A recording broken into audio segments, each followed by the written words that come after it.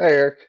My name is Robert. I'm here to be with you. I understand you're under court mandated program with us, and I Mm. just want to let you know that I just really appreciate you being here, and that we, as typical as you probably heard this so many times, like we really prioritize working together and problem solving and anything you say, with the exceptions that we have with the informed consent that you've signed previously, that we really value your input and your honesty. And so, yeah, feel free to speak freely and as honestly as you need to. I really appreciate that. Okay. Yeah, I can do that. Okay. So, Eric, tell me a little bit about yourself. Um, yeah, I'm a commercial real estate property manager, and it's a pretty high stress job. A lot of people drink in my job, oftentimes at the office, and to let loose from the countless amount of hours that I have to put in.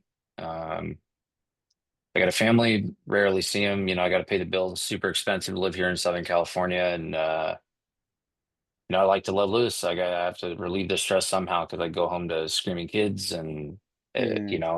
and oftentimes a not happy wife because she was dealing with the screaming kids all day and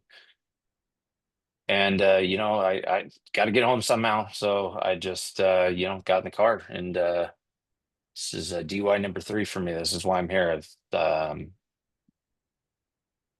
kind of against my will, I guess. I don't want to be here, Right. but I'm here. Yeah. Well, thank you for being here. Really appreciate you being here. And even if it is kind of feel court mandated and all of those things are tied to it, showing up is the biggest step. And so I really commend you for being here. Sounds like Yeah. you prioritize um, your responsibilities, with your work and with paying the bills and those things in your life. Yeah, I don't love my job, but it pays well. Um, I do care. I do care about my family. It's just it's hectic right now. 2 little kids, and Hmm. um, yeah. I don't know. I'm just frustrated. I'm really frustrated that now I gotta worry about paying these bills Hmm. while I'm in treatment. Like what that looks like, what my work does and doesn't know. There's other guys that gotten in trouble before. Like here's the deal, man. Like everybody drives home drunk from work. Hmm. Everybody, all of them. I just got caught. Yeah. Yeah. You You feel like know? that's a little unfair. Yeah, yeah, that's Mm. unfair. Yeah. Especially when my bosses get a ream into me when I get back from this thing. Yeah. I mean, so everyone around you drinks and they work hard and they drink to cool off and then they all go home, but you didn't get a chance to make it home. No, thought I was driving safe. Yeah. You mentioned frustrated, overwhelmed. Do you feeling that right now? Yeah, maybe a little bit of anger too. Just my mind's in a million places right now, and I just like I know I'm gonna hear it from my wife, and she doesn't want to hear this story anymore, and she Hmm. also doesn't want to hear that I'm stressed. So it's like, what am I supposed to do? Stress at work, that's what pays the bills. This is what I do, how to relieve the stress. Um, and then now I got to go be in a place with a bunch of other dudes that are worse than me for 30 days that don't even have jobs. More than likely, I'm sure that they're the low lifes, and I've got a career. I've got a career, Right. and these guys, who knows? Like I've seen treatment facilities before, like I've seen them on TV, and I'm just not. I'm not like them. Yeah, you're kind of looking around a little bit and you're kind of saying, well, I'm not like these guys. Maybe they belong here, but you just got unlucky, right? Certainly feel that way. You mentioned anger, which is totally understandable, and you don't seem angry to me, but But if you were to kind of push your anger on a scale of, just like a 1 to 10, 10 being like the most red-faced, angry, you're feeling super pissed off, 10 would be that number, and then maybe 0 being, feelings of no anger that you haven't had. Uh,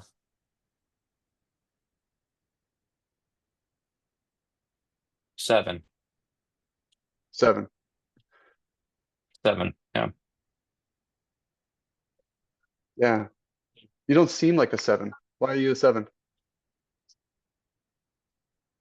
I guess maybe you're not like, I don't know. It's what's flowing on inside my head. Like I appreciate what you do, and and I know you're here to help people. Sometimes I feel like I got to get through this thing and get back to work. Like that's what I'm thinking about. I'm thinking about my Hmm. next project, right? And like inside my head Hmm. and what I need to do and how I'm gonna facilitate the incompetent people at my work and that aren't going to be able to do the job I did because I was good at what I did. And that's frustrating to me. I'm a fairly calm guy. I think I'm not an angry drunk. I don't go out and punch people in the face. It's how I let loose. But yeah, I'm frustrated. I'm frustrated inside. Yeah, you're feeling frustrated. Well, Eric, a part of what we're going to be doing here today, not just today, but just during our times together, is to be working with you. And I want to be working with you, and I want to get to know Eric, and and the Eric that you kind of have inside. It sounds like there's a lot that's going on, and that there's a lot that weighs down on you. There's a lot of feelings that you have, and things that you're kind of like even expressing of just even being in this room, and maybe feelings that you have towards me. And Eric, we accept that, and we accept for who you are and for where you are, and this is just day one, and this is just day one. And I think we can just approach this with one day at a time. And if you're willing, we can help explore um, the other parts of you that are feeling the 7 when you don't look like a 7, but maybe you're Hmm. raging inside. Yeah. Um, okay. I have to be here. So yeah. Yeah. Okay. Well, it'd be a good let's take this out of the picture, Eric. So we mentioned like you have to be here. You're kind of like looking around, and you're looking at the other people that are in this facility and thinking that you're the unlucky one. What if you aren't the unlucky one? How would you frame, how would you perceive yourself if you were the fortunate one? You ever thought of that before?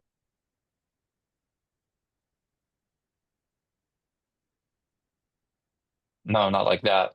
Um,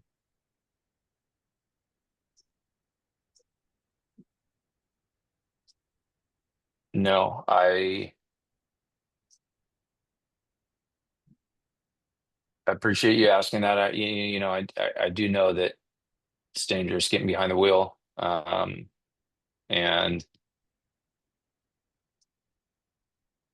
I appreciate that perspective because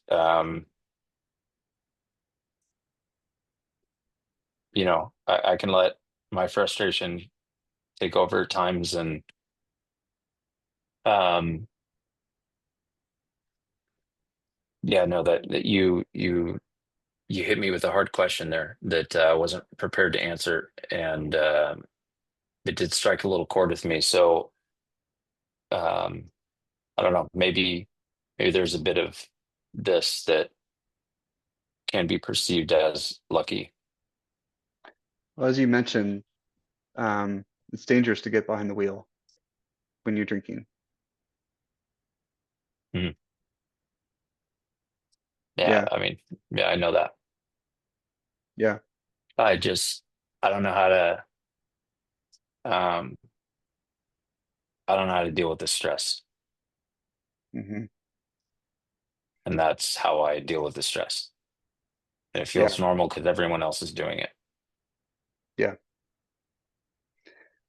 Well, for the next 30 days, Eric, you're gonna have the opportunity to explore that stress with us, and we're gonna walk alongside you in that, and hopefully allow you to see that that there's that relationship that you're experiencing between the stress and the internalization, the heaviness, the frustration, the work environments, that there's a relationship there with your substance use. And we may be doing the substances as a part of the court mandate that you'll have to be here and have to be sober and clean and follow the protocols and all those things. But when it comes between you and me, um, that's going to be their prerogative. Between you and me, we're going to be exploring you, Eric. And I really appreciate everything that you've opened up with today. And I know that it's probably been hard, and I may have asked some things that you never been asked before. And so I really appreciate your honesty with us today. Yeah, I appreciate talking to you. Okay. Thank you, Eric. We'll see you next week. Mhm. All right. Feedback time. Dude, you nailed it, man. That was really good. There was like, Oh, okay, I don't know. I don't know how you feel. I hope you feel good about that. Because the thing I loved the most for me was you didn't, and I was worried that you weren't going to do it at the very end, and you did it. And so like that was going to be my feedback of something to work on. Like, because you were taking you were taking the substance away, right? Like you were not like you were talking about the stress or talking about the things. And I like that because I think you were so attuned to me in that, right? Like mm, that through that whole process. Because yes, it was stress at work. Yes, it was this. It was everybody else. Everybody else was drinking. Da da da da da. Da. That's what they all do. And then you hit it with, yeah, that doesn't seem fair. Like, how would that be fair? Like everybody deserved a DUI that night, right? And you just didn't did it. Then you went and moved into the like, have you ever thought about um right your question, how mm, you framed it, and I'm like, no, maybe I am the lucky one. Like you made me think. Like I was like, how do I want it took me a while to respond how I wanted to respond yeah. as a client there, but that I think would have invoked that in Mm, if I was a client in answering that question that way, right?